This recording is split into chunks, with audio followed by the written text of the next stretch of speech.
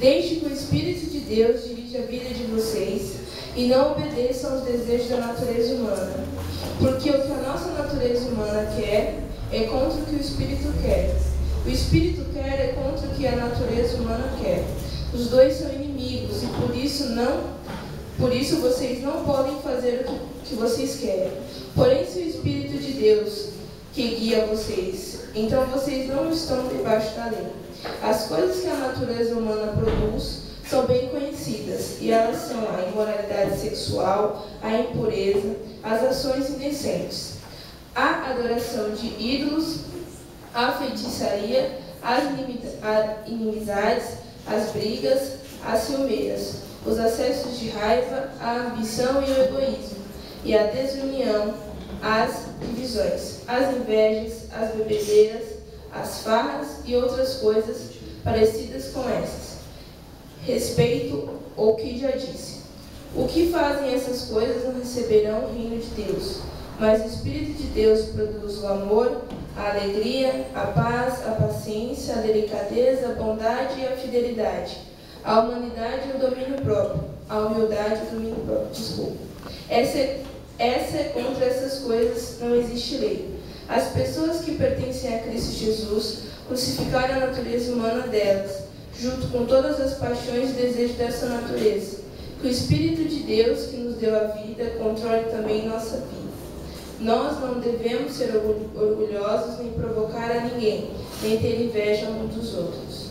Vamos orar agora em nome de Jesus, amém? Amém. Senhor, meu Deus e meu Pai, eu peço, Jesus, que essa palavra, Senhor, que vai ser ministrada entre nossos corações, Senhor, e dê fruto, Senhor, como uma árvore boa, Jesus. Senhor, usa a vida do pastor, Senhor, com o seu Santo Espírito de Deus ali, Senhor, a falar o que nós precisamos ouvir. Te agradecemos, Senhor, por essa palavra, te agradecemos pela vida do nosso pastor também, Jesus.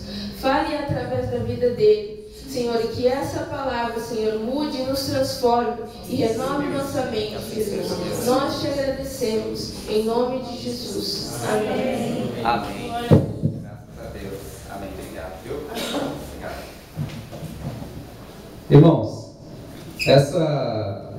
essa carta o apóstolo Paulo escreveu para a igreja da Galácia, para enfrentar uma heresia, uma doutrina chamada de judaizante.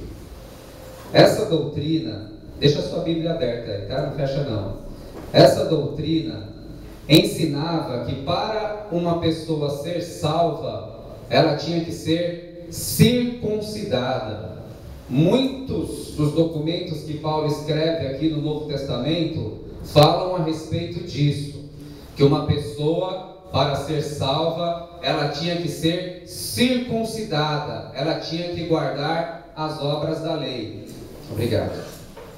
E o apóstolo Paulo escreve essa carta para os irmãos da Galácia, para dizer que um homem, ele não é salvo por cumprir as obras da lei, ele não é salvo por guardar a lei de Moisés, por fazer um ritual chamado circuncisão. Mas o apóstolo Paulo, ele escreve essa carta para dizer que os homens são salvos pela fé em Jesus, não é pelas obras, não é por guardar um ritual, não é por se circuncidar, não é por guardar o sábado, não é por guardar os 10 mandamentos, não é por guardar a lei, porque pela lei vem somente o conhecimento do pecado. Você pode ler depois lá em Romanos capítulo 7, pela lei vem somente o conhecimento do pecado, e a pessoa, uma vez reconhecendo como pecadora, como necessitada da graça de Deus, ela se dobra aos pés da cruz e recebe a Cristo como Senhor. E aí a pessoa é salva pela fé em Jesus Cristo, não pelas obras. E esse assunto constantemente ele precisa ser retomado, porque constantemente as pessoas elas criam um tipo de religiosidade legalista em que escraviza as pessoas e as sobrepõe a determinados julgos e sistemas, dizendo que se a pessoa não cumprir essas regras, ela não pode ser salva, ela não pode ser perdoada. Então o apóstolo Paulo, no capítulo 1 dessa epístola aos Gálatas, ele chama de anátema Ele chama de maldita essa doutrina que diz que para uma pessoa ser salva ela precisa realizar algo. Não é realizando algo que alguém se salva, não é cumprindo um ritual, não é guardando um manual. A pessoa é salva pela fé em Cristo. Quando a pessoa coloca a sua confiança em Jesus e ela aceita Cristo, dizendo assim: Jesus morreu na cruz para me salvar e levar os meus pecados sobre si, e é nesta fé que eu sou salvo, porque é nesta fé que eu sou perdoado.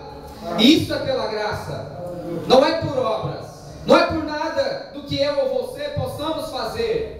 É graça de Deus, é obra de Deus, é misericórdia de Deus. É assim que nós somos salvos, pela fé.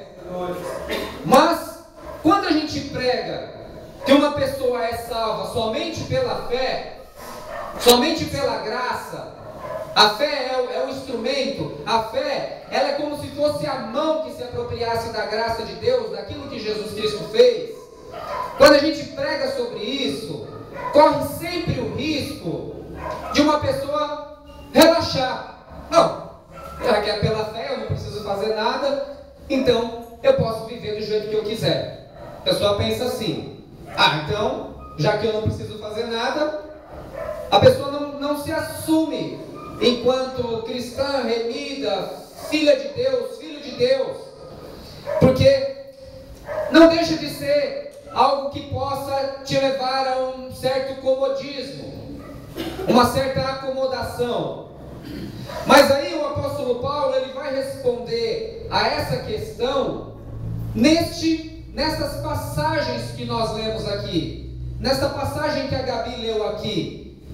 Ele diz assim, em outras palavras: quando você acredita verdadeiramente que Jesus morreu na cruz para levar os seus pecados sobre ele, se você creu com o seu coração, lá em Efésios capítulo 2 vai dizer que você foi selado com o Espírito Santo de Deus, foi selado com o próprio Deus, com o próprio Criador, com aquele que formou a sua alma, que formou a sua vida no ventre da sua mãe, com aquele que te deu fôlego de vida. Mas agora, quando você crê e você recebe Jesus como seu Senhor e seu Salvador, você é selado com o Espírito Santo de Deus.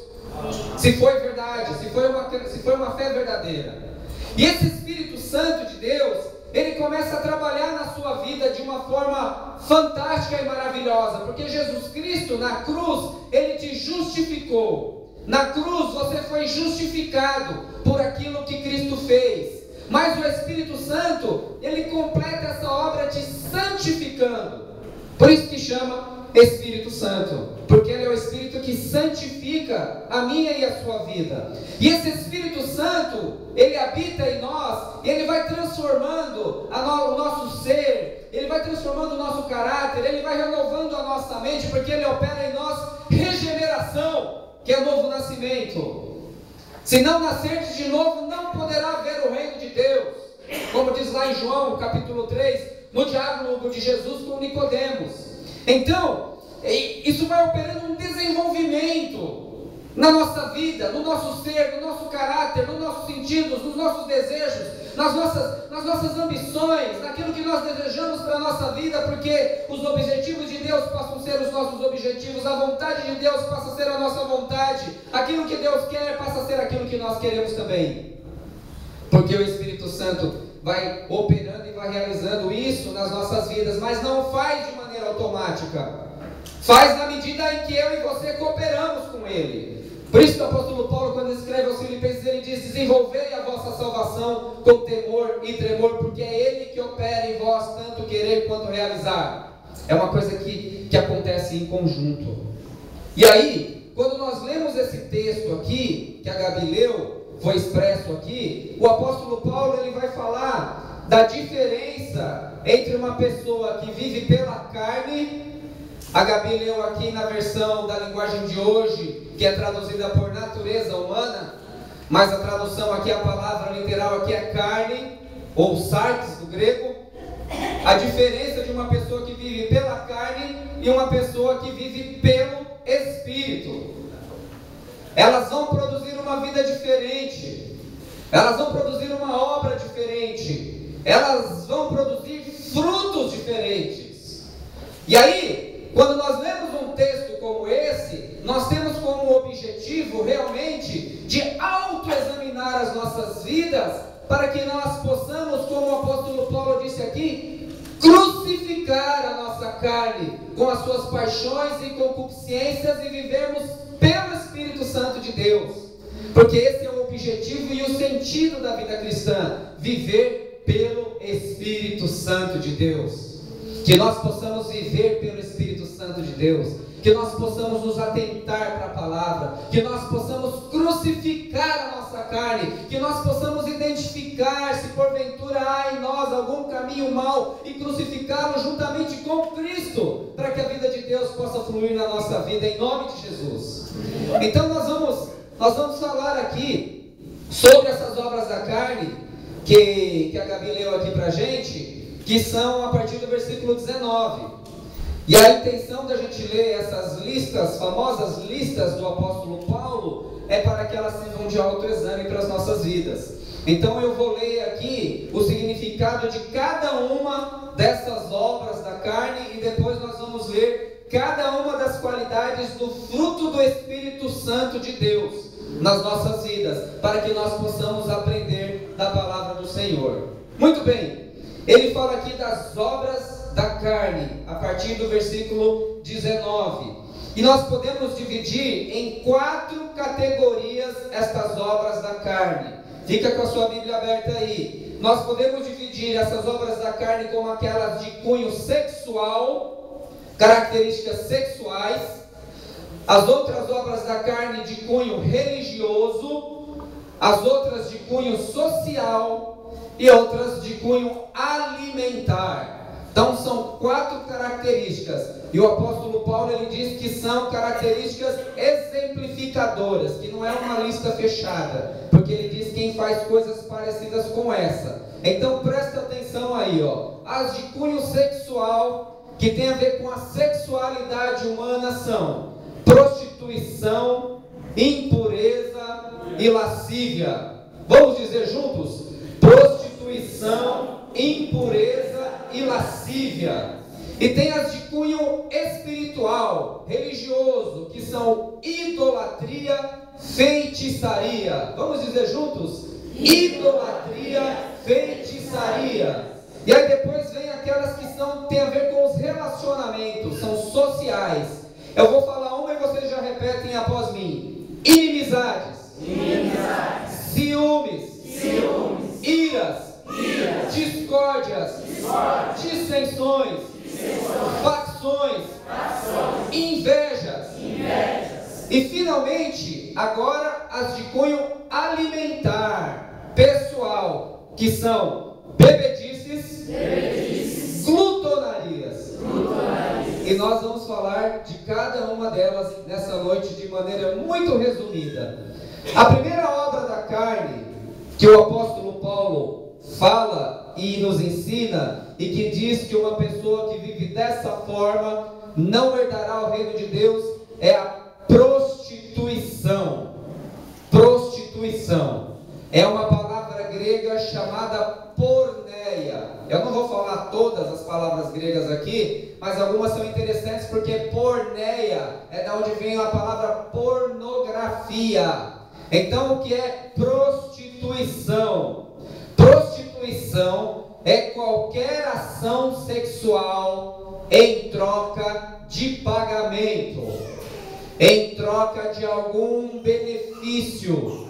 É alguém que paga para ter algum tipo de prazer de cunho sexual. É a prostituição clássica, quando alguém se dirige a alguma profissional ou algum profissional dessa área e paga esse serviço para se satisfazer a sua carnalidade. Isto é a prostituição no seu sentido mais clássico, mais reduzido. Mas, por exemplo, você pode incluir nessa prática a pornografia, como eu li, como eu já havia dito, porque uma pessoa, quando ela se submete a um ato desse, a realizar fotos, a realizar um filme ou algo do tipo, ela recebe um cachê. Ela recebe, então é uma venda da imagem, é uma venda do corpo. E quando você vai e consome aquilo, de algum modo, você de algum modo está incentivando essa prática também. Porque a revista que você compra ou o site que você acessa tem anunciantes ali. Então você está ajudando de algum modo a continuar com esse mercado do sexo, pornografia. Então, o que é a prostituição? É toda ação de cunho sexual que visa uma troca material. Esse é o clássico. Mas a gente sabe que nas relações do dia a dia, no mundo corporativo, há pessoas que se relacionam por mero interesse. Interesse em uma prostituição, uma promoção, por exemplo, no mundo corporativo, ou interesse de ter algum tipo de ganho material, mesmo que aquilo não seja a profissão da pessoa. Então, é uma sexualidade exercida de maneira desarrazoada, em troca de dinheiro. Isso, no seu sentido mais exato e mais técnico, é a prostituição. Então, se alguém paga para ter esse tipo de serviço, se alguém visita sites pornográficos, se alguém compra revistas deste cunho, está cometendo o pecado da prostituição. E precisa se arrepender, porque é uma obra da carne, e quem faz estas e outras coisas semelhantes a essas não herdará o reino de Deus. E aí nós temos o segundo, que é a impureza. Impureza. O que é impureza? Impureza também, aqui o sentido vai muito além da sexualidade, mas no que se refere à sexualidade, a impureza é todo ato de imoralidade sexual realizado fora do amor.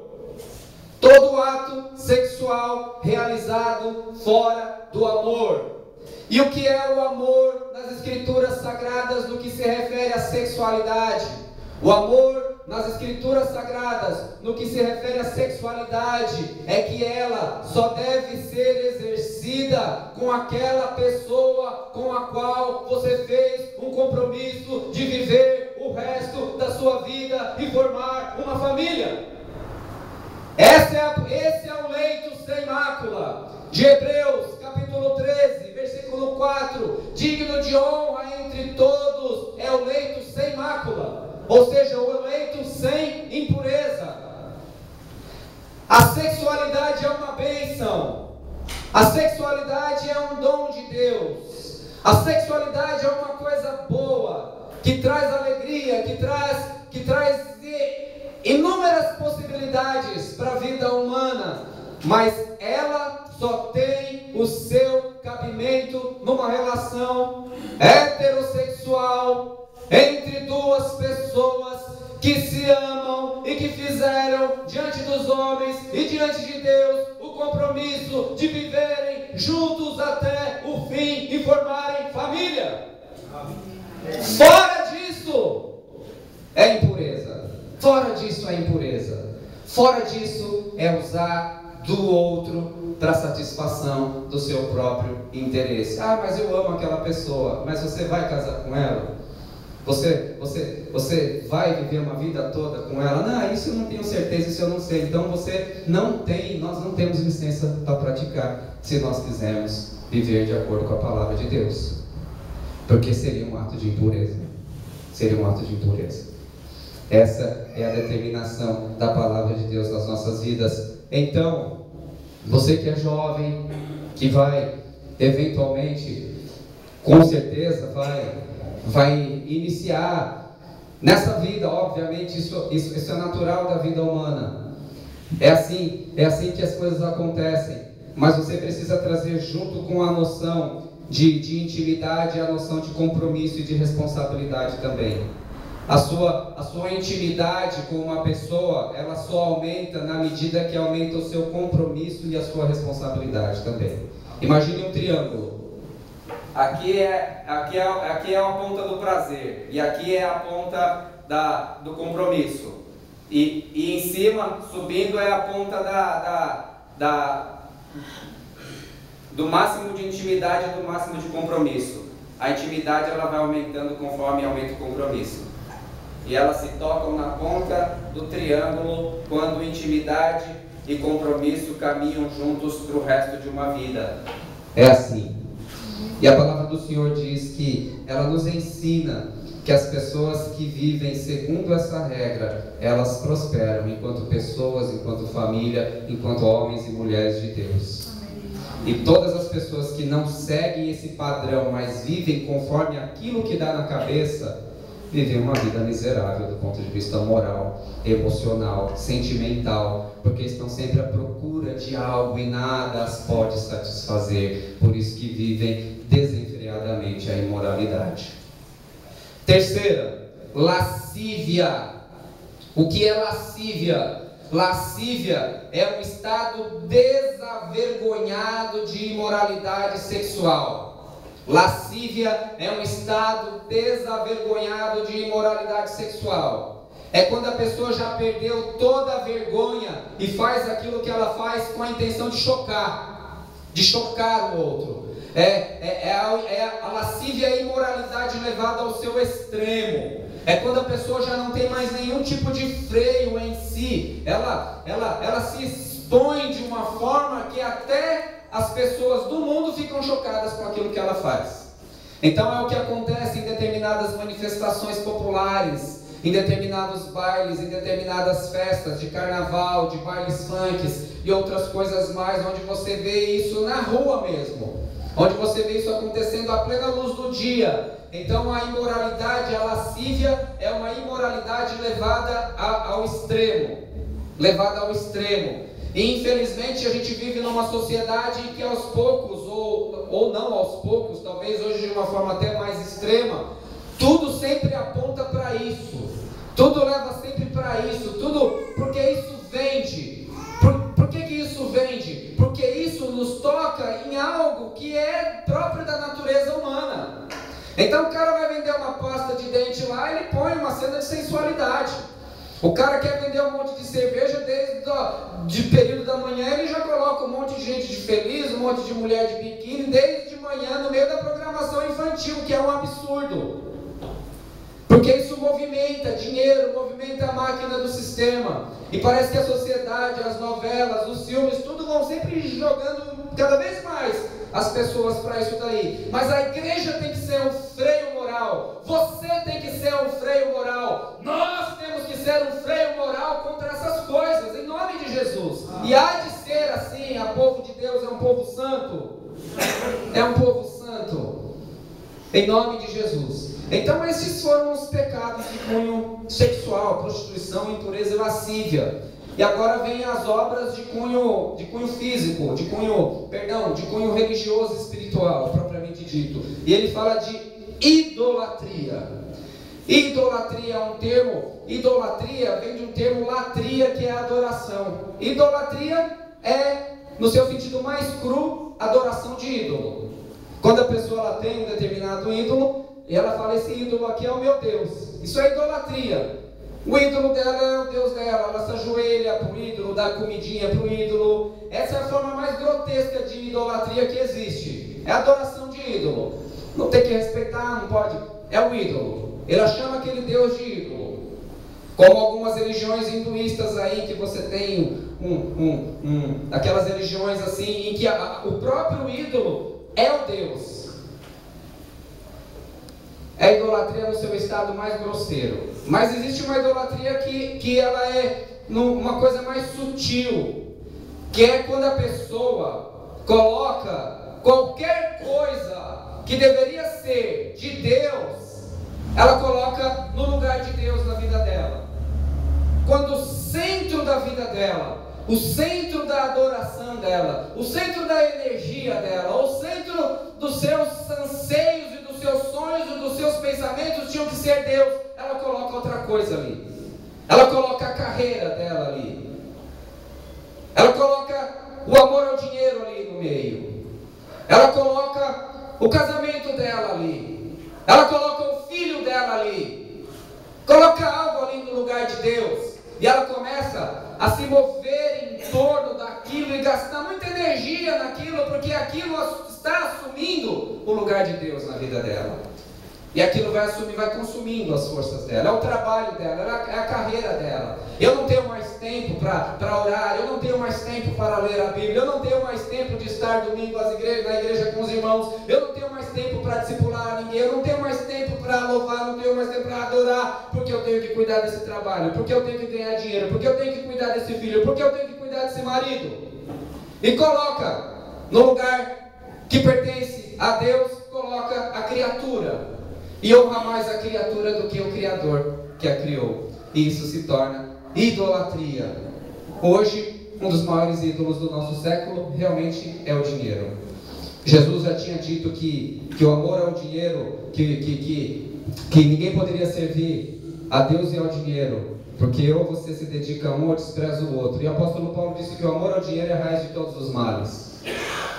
Não precisa ir muito longe, porque tudo que você ouvir falar de corrupção, de roubo nesse país, tem dinheiro, tem milhões envolvidos. Então, as pessoas sacrificam seus filhos a Moloque por causa do dinheiro. Por causa do dinheiro. Então, o que é imoralidade? É tudo aquilo que ocupa o lugar de Deus na minha e na sua vida. Depois ele continua: feitiçaria. Feitiçaria. O que é feitiçaria? Feitiçaria é a realização de atos rituais, achando que aquele ato e aquele ritual pode mover algo de sobrenatural, seja para o bem ou seja para o mal da vida de alguém. A pessoa, ela julga ter poderes diferenciados, um contato diferenciado com aquilo que é sobrenatural. Ela faz trabalhos, ela realiza coisas, ela acha que determinadas falas dela produzem algum tipo de efeito mágico que vai realizar alguma coisa que ela deseja. É isso daí, basicamente, no seu sentido mais grosseiro, é isso daí. A pessoa fazer coisas, seja para beneficiar ou seja para atrasar a vida de alguém. Feitiçaria. O pior da feitiçaria é que às vezes ela se transveste de obras e de atos cristãos.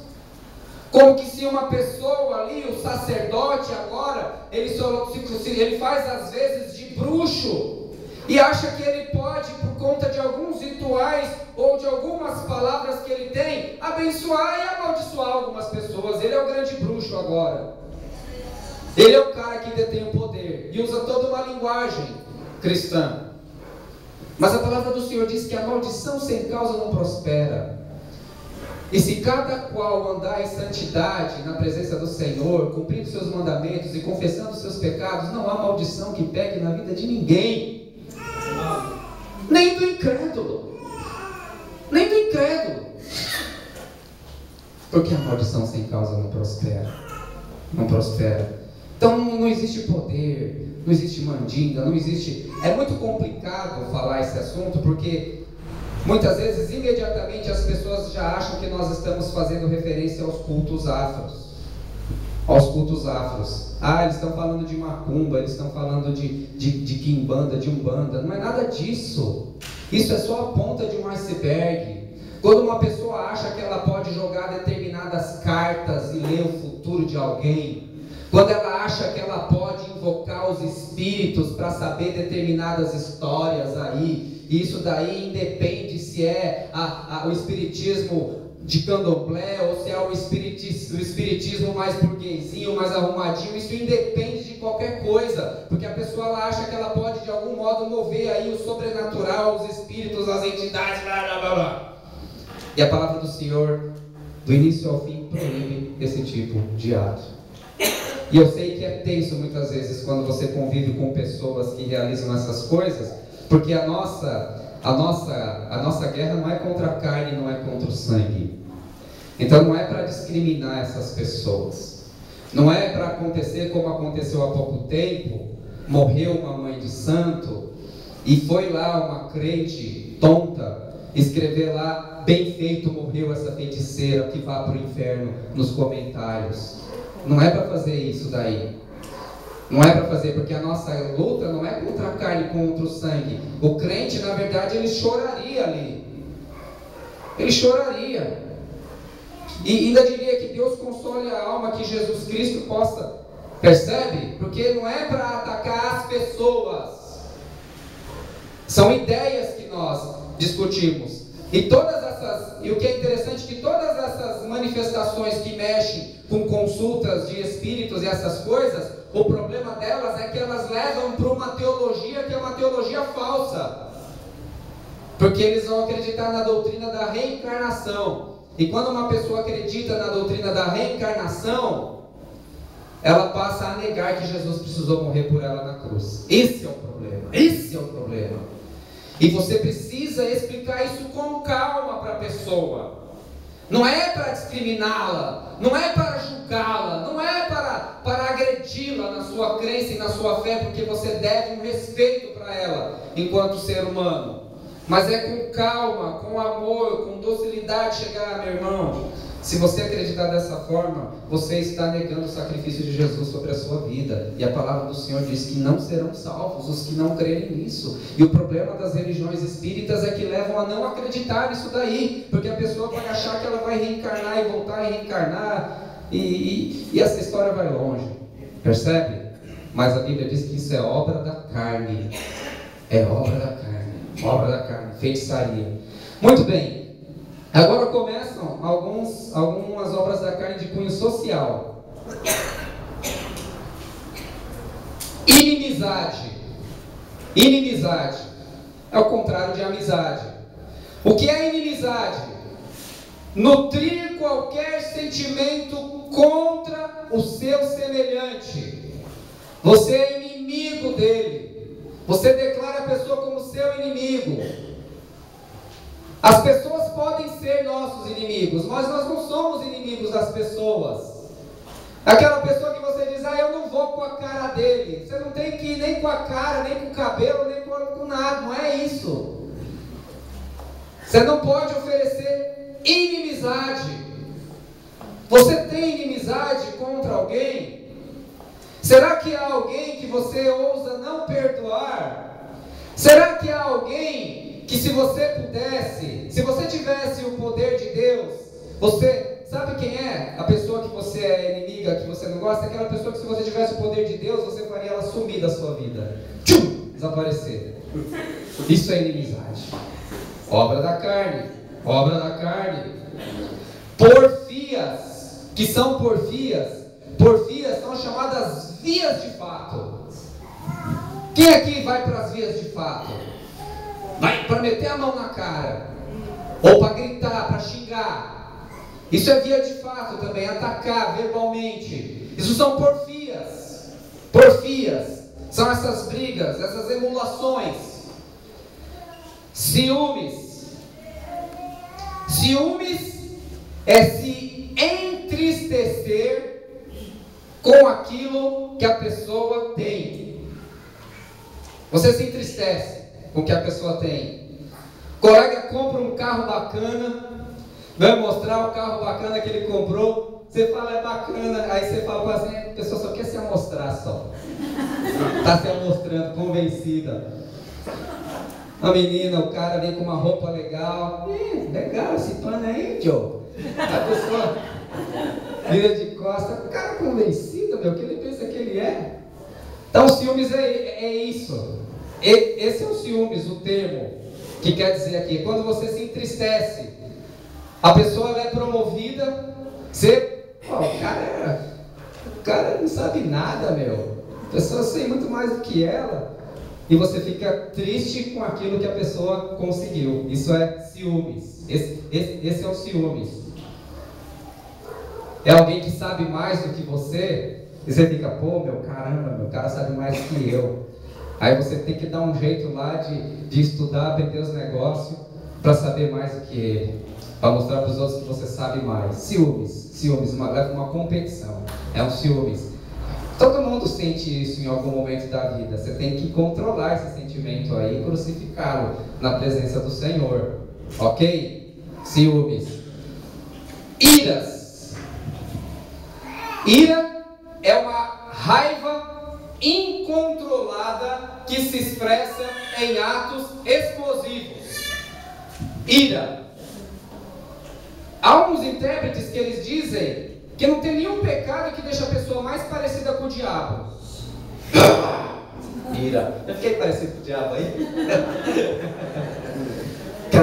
Aquele cara, é aquele pai que chega, é aquele homem que chega bêbado em casa, com raiva, brigando com todo mundo, que as crianças ficam com medo e saem de perto dele. É o capeta em pessoa. É a ira. É a ira. Quando a pessoa ela não tem controle sobre a sua explosão de raiva, ela explode como um vulcão. Isso daí é a ira. Sabe que você está irado quando você começa a pegar coisa na sua casa, jogar na sua esposa e ela jogar em você? Vocês estão irados. Baixa o fogo aí, pelo amor de Deus. Ira quando começa a quebrar coisa dentro de casa, quando começa a xingar no trânsito. Jesus ele diz que quem se ira contra alguém já é réu de assassinato. Por quê? Porque aquele sentimento que impulsiona para o homicídio já está dentro daquela pessoa, e Jesus ele quer tratar do coração, percebe? Então, a ira, essas explosões, obra da carne. Discórdias, vai acompanhando aí. O que é discórdia? Discórdia é aquela pessoa que discorda por discordar. Já viu gente assim? Você fala A, a pessoa diz B. Você fala B, a pessoa diz A. Não é que ela tenha uma opinião definida. O importante é discordar. É falar diferente. É dizer uma coisa contrária àquilo que você está dizendo. É assim. Quando o meu candidato defende aquilo que eu acredito, ele é bom. Quando o candidato do outro defende aquilo que eu acredito, ele é mau, porque ele não é o meu candidato, ele é do partido de oposição. Entende? É discórdia. Quem é uma pessoa que discorda? Ela não está em busca da verdade, ela só quer discordar. Isso tem muito a ver com o próximo pecado, que são dissensões. O que são dissensões ou partidos? É a necessidade que alguns têm de dominar, de realizar determinados grupos para controle do poder. Dissensão. Então a pessoa vai num grupo, ela causa dissensão na família, ela causa dissensão no local de trabalho, ela causa dissensão na igreja. A pessoa ela tem essa necessidade, ela não leva para uma unidade, ela leva sempre para um joguinho de nós contra eles. É sempre assim, é nós contra eles. É nós. Se ele defende A, eu defendo B. Se ele defende C, eu defendo D. É nós contra eles. Porque o que na verdade ele quer é se sobressair sobre os demais. E finalmente, facções. Facções já é um elemento de cunho mais, vou chamar de religioso, porque pode ser traduzido também por heresias. O que são facções ou heresias? São determinados grupos que se formam em torno de uma doutrina e diz, só nós estamos certos, o resto do mundo está tudo errado. Isso são facções. Eles defendem uma determinada doutrina que é contrária à palavra de Deus, pelo menos na nossa perspectiva, mas eles têm um agravante, eles falam, só o nosso grupo é verdadeiro. Então, digamos assim, se eu começasse a dizer assim, nós somos a Igreja Evangélica Manaim Goianazes, a única que tem a verdade, venha logo, se converta, venha para a Igreja Manaim, senão ninguém poderá ser salvo se não estiver aqui contribuindo e dando um bom dízimo para mim. Não é nem para Deus, é para mim. Facção. Que grupos são assim? Por exemplo, não estou atacando pessoas. Testemunhas de Jeová, por exemplo. Testemunhas de Jeová é um grupo que entende que só eles têm a verdade, que não está mais em lugar nenhum. Mormons. Então são determinados grupos que se formam em torno de uma doutrina e entendem que somente eles têm a verdade e todo mundo está no erro, todo mundo. Então não tem mais ninguém bom, nem na Assembleia de Deus, nem na Igreja da Graça, nem na Presbiteriana, nem na Anglicana, nem nos Batistas, não, é só aquele grupo que está certo. Obra da carne. A verdade não está em torno de um grupo apenas. A verdade, graças a Deus, ela não está presa, ela está espalhada. Ela se encontra onde a palavra do Senhor estiver sendo anunciada, onde a soberania de Jesus estiver sendo pregada. Pode ser na igreja batista, na igreja presbiteriana, na igreja Assembleia de Deus, na igreja da graça, na igreja mundial, na universal. Aonde esse evangelho estiver sendo pregado, ali está sendo pregada a verdade. Amém. Nenhum grupo pode se assenhorar da verdade e falar e achar só aqui que tem a verdade. Nem a igreja católica faz isso, nem a igreja católica. Então nós não podemos cometer esse tipo de erro, porque isso é uma obra da carne. Invejas. Lembra que eu falei que ciúmes é se entristecer com aquilo que o outro conseguiu. Inveja é desejar que o outro perca aquilo que ele tem. Inveja é se alegrar com a desgraça alheia. Isso é inveja, nos termos aqui colocados. Então, é aquela coleguinha que você tem e ela finge que é solidária com você, mas quando você termina o namoro, ela fica feliz porque o namorado foi embora e te deixou. Ela fica feliz porque ela não tinha um namorado igual ao seu, ela ficou feliz porque acabou o seu namoro. Por exemplo, é aquele cara que fica contente porque o outro perdeu o emprego. É o outro que fica contente porque o outro foi, por algum motivo, foi tirado de um cargo que ele exercia, ou ele perdeu. Enfim, é gente que no dito popular, é gente que se alegra com a tristeza alheia. Isso é inveja. Isso é inveja. Isso é obra da carne. E agora, finalmente, os pecados de cunho alimentício, pessoal. E ele diz aqui primeiro, bebedices. O que são bebedices? É a embriaguez desenfreada.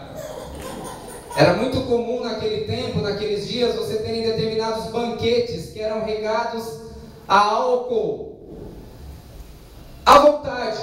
As pessoas passavam 3, 4 dias bebendo. O que são bebedices? É tudo aquilo que uma pessoa produz para ficar doidão, para esquecer, para espairecer, para ficar mais corajoso. É usar de qualquer elemento psicotrópico. Hoje, né, com esse negócio da Cracolândia, esse assunto está muito em voga. Bebedice, a pessoa usa para ficar fora de si. É um vício. E glutonarias. Glutonaria é a busca desenfreada por prazer, inclusive comendo. Da onde vem o termo glutão. A pessoa come demais, come muito, come, não para de comer. Isso é glutonaria. É um pecado da carne também, é uma obra da carne. Algumas Bíblias traduzem por orgias, porque a questão não é só alimento, mas é a pessoa que busca o prazer de forma desenfreada, não tem limites para ela. E isso se expressa no modo como a pessoa come demais, come muito, come para afogar as mágoas, come para ter prazer, come. E a maior parte das pessoas vão morrer pela boca. Eu vi uma pesquisa, eu sempre comento isso, que até o ano de 2025 as pessoas elas não vão morrer porque usaram drogas, elas não vão morrer porque estão nas guerras, elas vão morrer porque comeram errado, porque comeram mal, porque ingeriram mais açúcar do que deveria, porque ingeriram mais sal do que deveria, porque comeram coisas que realmente de uma maneira que não é adequada a comer. Então esteja atento a isso também. Glutonaria é uma obra da carne. E aí ele diz assim: os que tais coisas praticam não herdarão o reino de Deus. Veja, no final do versículo 21, ele diz assim: como de outrora vos preveni, que não herdarão o reino de Deus os que tais coisas praticam. Não herdarão. Então, essa lista é para que você e eu, nós façamos um autoexame na nossa vida. Ele poderia ter citado, por exemplo, ele não falou da mentira, que é a distorção da verdade. Ele não falou da ociosidade, que é um tipo de vida sem propósito, que a pessoa não é indisciplinada, ela não tem propósito de nada. Ela não falou, por exemplo, nessa lista do egocentrismo, que é o desejo que cada pessoa tem de ser adorada como se fosse um pequeno Deus. Tudo tem que se curvar àquilo que eu desejo. Então essa lista ela pode crescer, porque ele diz, essas e outras coisas, os que fazem essas coisas não herdarão o reino de Deus. E aí algumas perguntas aqui para o nosso autoexame. Deixa eu perguntar para você. Você tem vivido sua sexualidade de maneira pura? Faça esse autoexame. Você tem algum vício em pornografia? Você visita sites que não devem ser visitados? Conversa com pessoas do sexo oposto de uma forma que não deveria ser conversada? Tipo assim, em forma indireta. Às vezes não é de forma direta, mas você meio que fica ciscando ali, jogando indiretas para ver se a pessoa cai, ou vai deixando o seu caminho meio que aberto para uma eventual possibilidade futura, entende?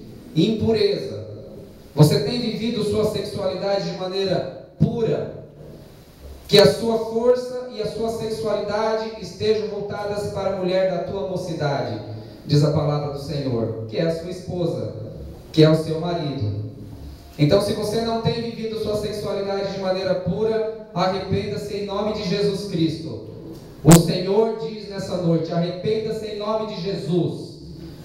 Não fica na internet quando sua esposa vai dormir. Não fica de conversinha fiada no WhatsApp com pessoas do sexo oposto, meio que lançando indiretas.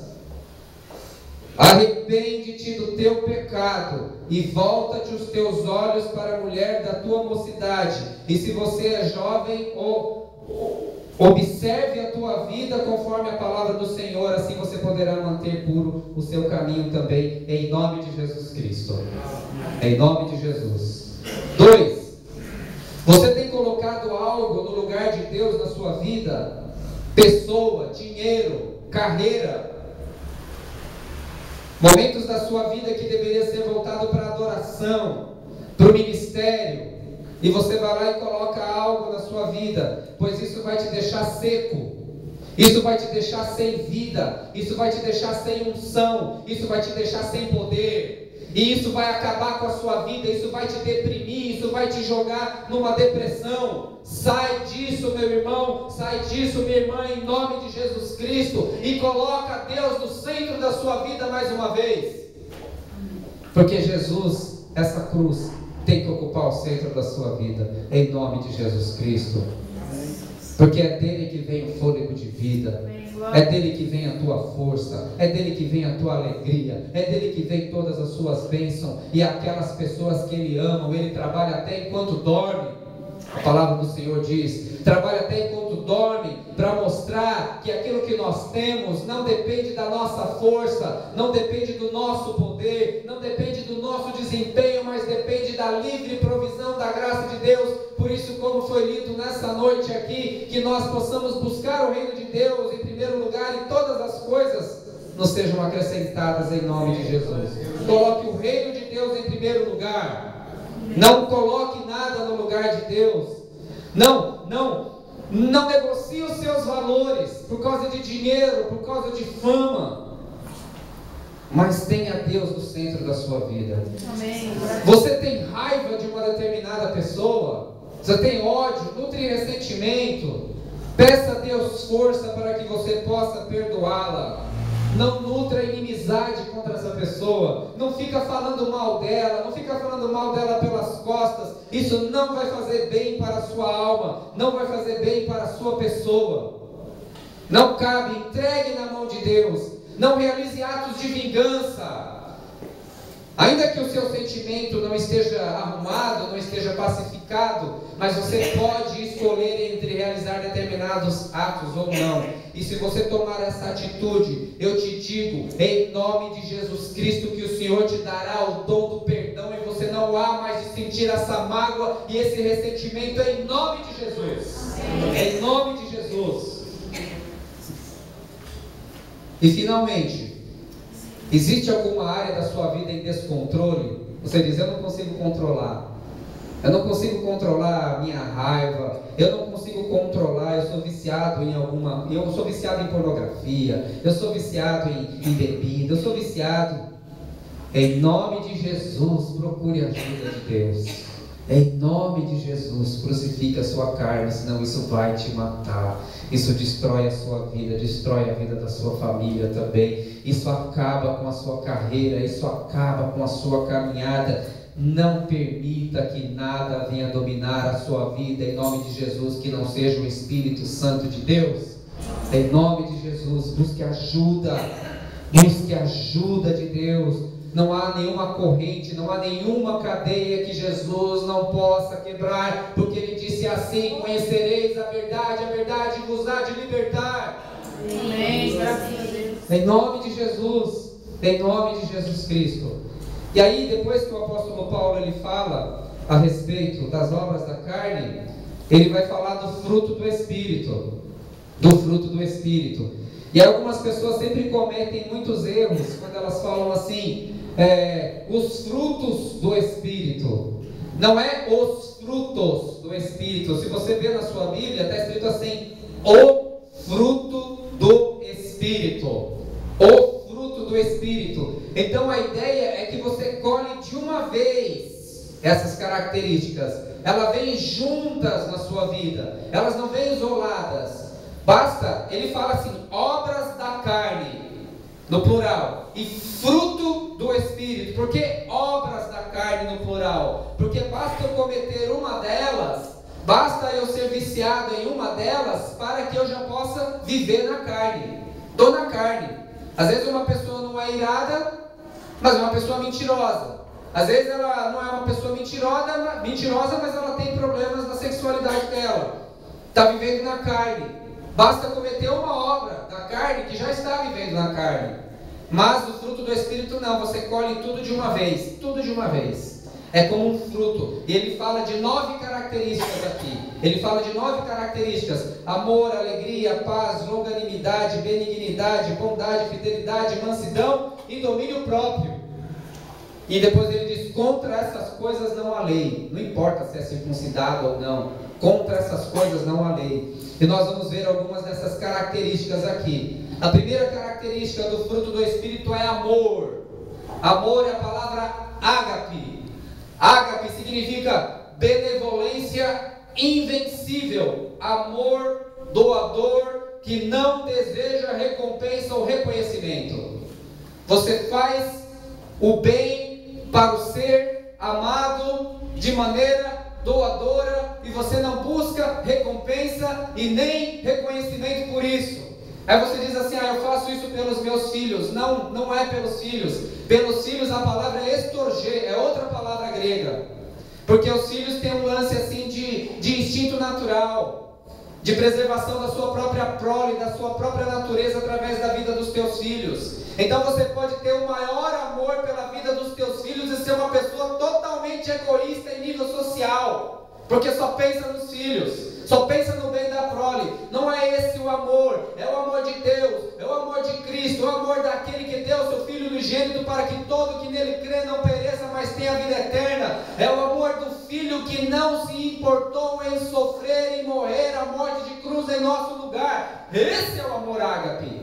É o amor doador, que faz e não quer em troca. Ele faz em favor do bem amado. Ele serve, mas não em busca de reconhecimento. Ele ama porque ele ama, porque ele tem a natureza de Deus dentro dele, porque Deus é amor. Deus é amor. Alegria. Alegria é uma palavra, cara, C-H-A-R-A, da mesma raiz de caris, de dom e de graça.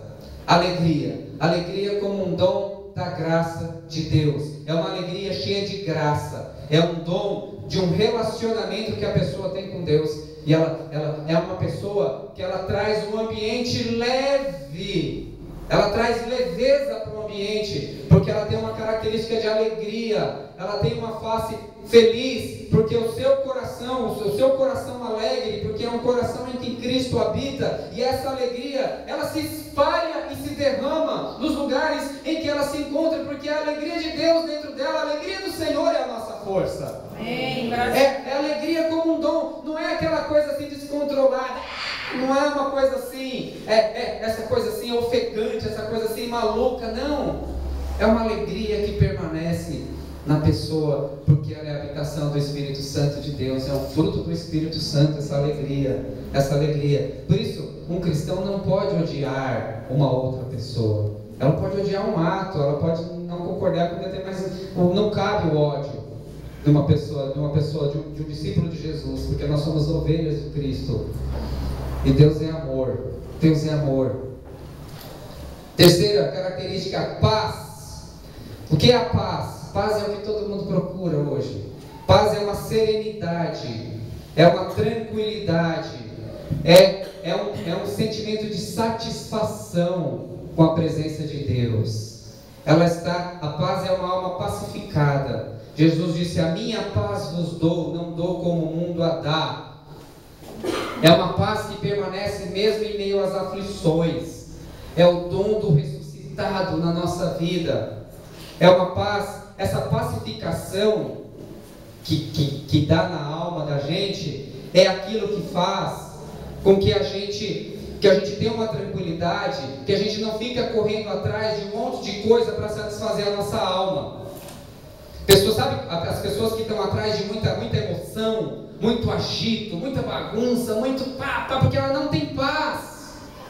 Mas uma pessoa que vive em paz, ela é capaz de passar o dia inteiro na presença do Senhor, em paz, em tranquilidade, junto com o seu filho, junto com a sua esposa, junto com seus amigos, sem a necessidade de ficar meio que tentando preencher um vazio que existe dentro dela, um agito, aquele fogareio, sabe, que a pessoa sente que ela... Não, porque agora ela tem o dom da paz. Receba o dom da paz na sua vida, o dom do Espírito Santo. Você transmite essa paz, você transmite um bom sentimento no lugar onde você está. Sabe, é tão terrível quando uma pessoa chega num ambiente, aquilo fica pesado, fica ruim de conviver, você fica cheio de... Você não sabe onde você toca, o que você fala, que qualquer pessoa se sente agredida. Paz, meu irmão, paz é o que nós precisamos, paz é o que a sua família precisa, que possa emanar paz da sua vida em nome de Jesus. Longanimidade. Longânimo é a pessoa tardia em irar-se, é um longo ânimo, é um ânimo espichado o quanto for necessário. Ela não se permite provocar, ela não cai na provocação alheia. Ela é uma pessoa extremamente paciente. Esse é o longânimo. É um fruto do Espírito Santo. Você tem paciência para ouvir as pessoas, porque hoje as pessoas são impacientes, todo mundo quer falar. Para ver qualquer conversa, parece que é uma disputa para ver quem fala mais. Hoje eu estou com uma dor de garganta. Minha filha, mas eu estou com dor de garganta, dor de ouvido. Mas você não sabe, eu ainda estou com dor. E fica disputando até para ver quem está mais doente. Não é? Fica disputando. Você está com dor de garganta? Está doendo muito? Quer um remedinho? Muda, quebra esse ciclo, pelo amor de Deus, isso é muito chato. Isso é muito chato. Não é? Benignidade é uma disposição gentil e bondosa. Discípulo de Cristo é gentil com as pessoas, é gentileza, é a mesma gentileza que Jesus teve com aquela mulher que veio lavar os seus pés, sabe, com os cabelos. Jesus ele era gentil com as pessoas, é gentileza, é educação. Tanta grosseria, mesmo dentro da igreja, que grosseria. Às vezes a gente não tem nem educação pagã, né? A educação que fala obrigado, com licença, boa tarde, bom dia, como vai? Nem, às vezes até essa, a educação pagã nos falta às vezes. Ou deixar o outro passar na frente para pegar um café, tomar um lanche, oferecer, pelo amor de Deus. Gentileza é fruto do Espírito. Bondade já diz respeito a uma ação, a uma realização de um ato de bondade no intuito de ajudar uma pessoa. Já não é só a gentileza, é um ato concreto, é levar um cobertor para alguém, é ajudar, é alimentar e é também confrontar. Eu vi a tradução da palavra, também é confrontar a pessoa no seu erro. Isso também é um ato de bondade, difícil de ser realizado. Fidelidade é a pessoa leal, digna de confiança, que não deixa os outros na mão, cumpre compromissos, é fiel. pessoa fiel ao marido, fiel à esposa, fiel ao pastor, fiel à comunidade, fiel no trabalho, fiel com os seus amigos, fiel, uma pessoa de confiança, ela cumpre contrato, cumpre compromisso. Esse é um dos grandes problemas na igreja hoje. Muitas vezes não se pode contar com as pessoas, e mesmo pastores vão abrir conta crediária em banco, é uma dificuldade, porque os pastores não pagam as contas. Eu conheço uma pessoa, não vou falar quem é, que trabalha no departamento de cobrança, e os maiores devedores são crentes. Empresa de crente que não paga aquilo que compra escolas. Essa gravação não vai poder ir para a internet, não. Não vai poder ir, não quero um filme. Crentes, gente que não tem palavra, não cumpre compromisso, não cumpre agenda. Bando de infiéis, desde as coisas mais pequenas, as coisas mínimas. Você marcou 3 horas no lugar, você chega às 3h30 e não pede desculpa, ainda fica chateado se o outro foi embora e não avisa que está chegando atrasado. Coisas simples, coisas pequenas até as piores. Infidelidade. Fidelidade é um fruto do Espírito Santo. Se eu e você somos infiéis, isso é obra da carne. É a obra da carne. Mansidão é uma pessoa controlada, submissa. A mansidão é o contrário daquela pessoa porco-espinho. Sabe a pessoa porco-espinho que você não pode falar nada, que você sabe que vai espetar, mas vai doer, a pessoa vai ficar brava, vai dar um coice. Mansidão é o contrário do que da coice. É o contrário. A palavra de mansidão, ela é usada para um animal que foi domesticado. Está manso agora, está tranquilo. O contrário é o que dá coice.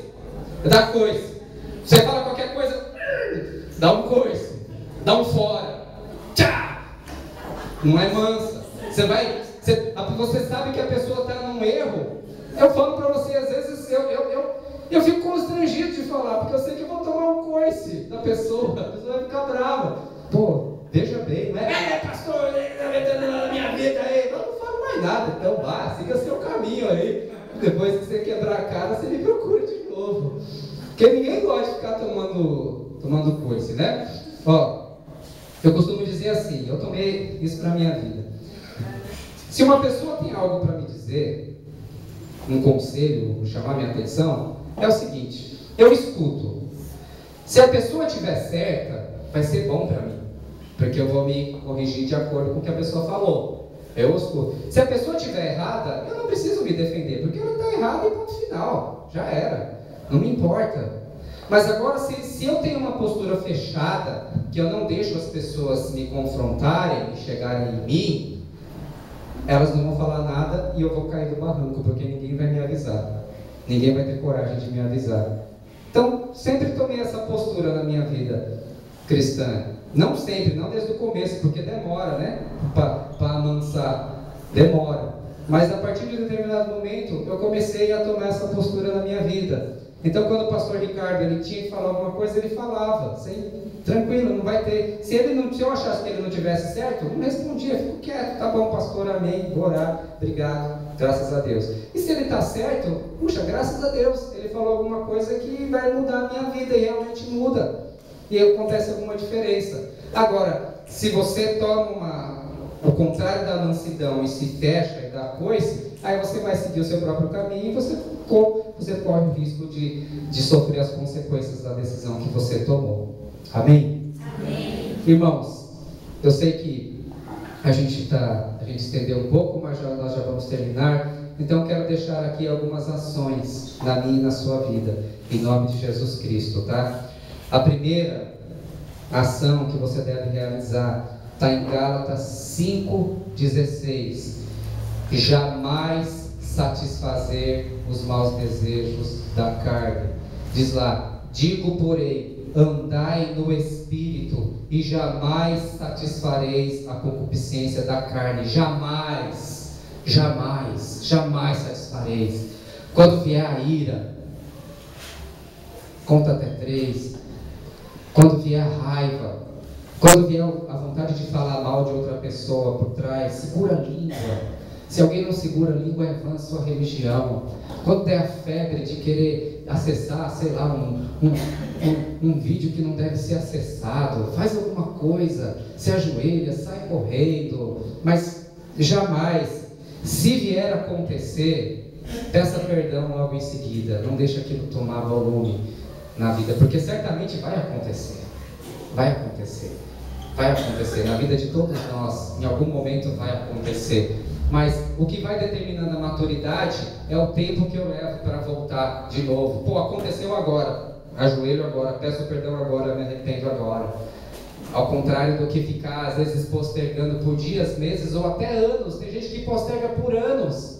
Tem gente que sai do caminho do Senhor em um determinado momento e fica por anos e depois é uma dificuldade. É uma dureza difícil, porque a pessoa está cheia de trauma, cheia de problemas, cheia de vícios, e ela pode voltar, ela vai vencer em nome de Jesus Cristo, mas fica mais difícil, volta logo. Peça perdão logo, porque Deus é bom. E Ele quer mais do que você seja livre desse negócio aí, mais do que eu e do que você. E Ele há de fazer essa obra em nossa vida em nome de Jesus Cristo. Mas no que depender de você, jamais cumpra a concupiscência da carne, jamais viva como homem, viva como uma mulher santa em nome de Jesus.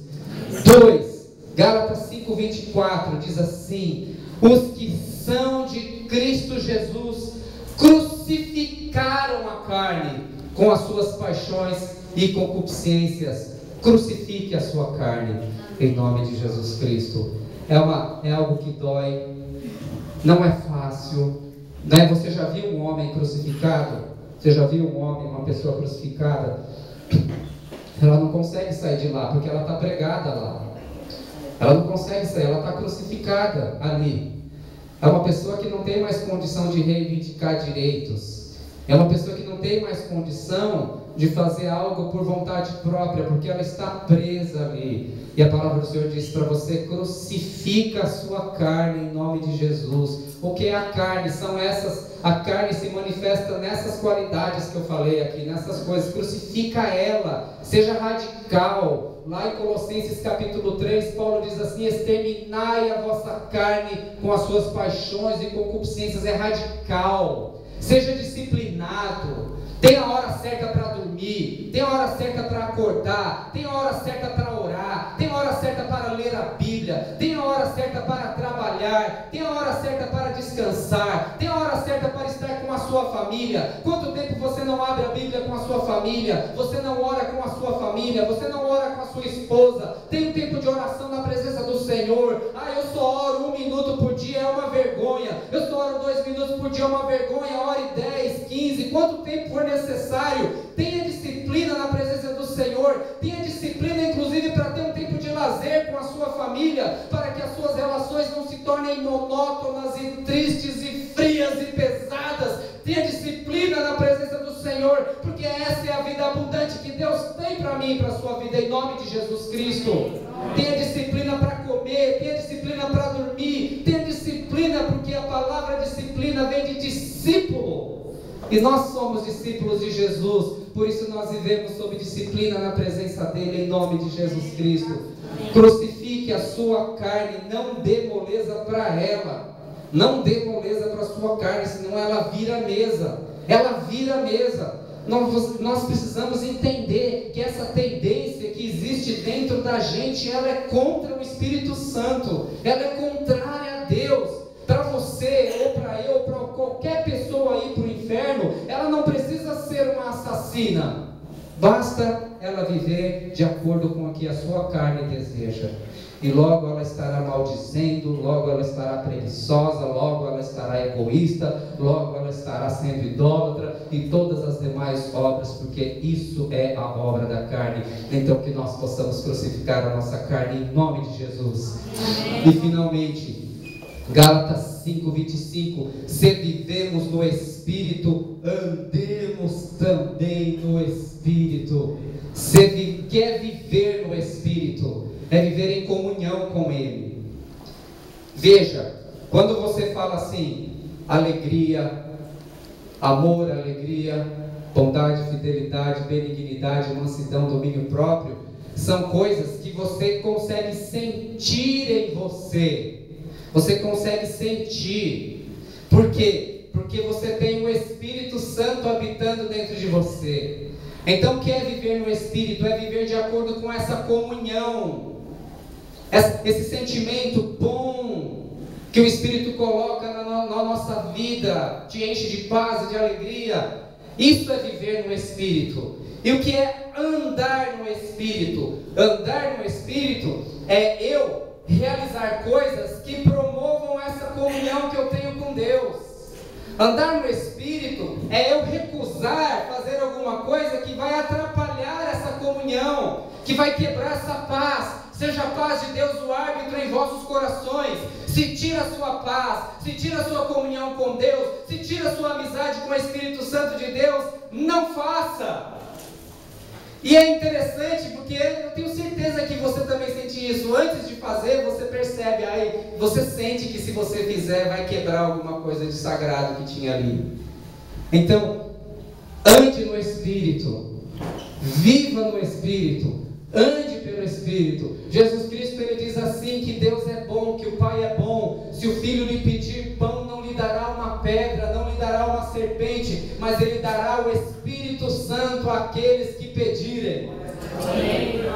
Que nós possamos viver pelo Espírito Santo dele nesse Pentecostes, em nome de Jesus Cristo. Que nós possamos amar o Espírito, que nós possamos honrar o Espírito, que nós possamos adorar o Espírito, que nós possamos ser como uma pipa leve, e o Espírito Santo é o vento que sopra para onde quiser as nossas vidas, porque o Espírito Santo é soberano, e ele nos selou, e nós somos comprados por preço e preço de sangue. Por isso que Jesus, ele lavou as nossas vidas, para que nós pudéssemos estar limpos, para que o próprio Deus habitasse no fundo do nosso ser. Amém. Lá no fundo o Espírito habita no seu Espírito Santo, lá no profundo do seu ser, e ele mexe com a sua alma, transformando as suas emoções, e finalmente ele vem para o seu corpo, modificando as suas ações e tornando eu e você pessoas mais parecidas com Jesus. Que assim seja na minha vida e na sua vida, em nome de Jesus, para sempre. Aposte-se no Espírito Santo, ame o Espírito Santo, glorifique o Espírito Santo de Deus na sua vida, em nome de Jesus Cristo. Adore o Espírito Santo, abra-se cada vez mais para ele, em nome de Jesus Cristo. Ainda mais nós que somos de uma tradição pentecostal, que reverencia, adore e ame e dá liberdade para o Espírito Santo. Que assim seja em nossas vidas, que o Espírito Santo não venha para produzir uma bagunça, um show, um arruaceiro, mas que ele possa produzir gente de caráter transformado, parecido com Cristo a cada dia. E que cada vez mais que nós parecemos com Cristo, haverá menos pessoas falando mal dos evangélicos, falando mal da igreja e se opondo ao poder de Deus, porque a palavra de Deus diz que nós teremos a capacidade de levar todo o raciocínio e todo o pensamento cativo à obediência de Cristo, em nome de Jesus Cristo. Que o poder, que a força do Espírito, que a sua unção, que a sua alegria, que o seu amor, que a sua paz possa estar na minha e na sua vida, em nome de Jesus, hoje e para todo sempre, em nome de Jesus Cristo, em nome de Jesus. Louvado seja o nome do Senhor, graças a Deus, louvado seja o nome do Senhor.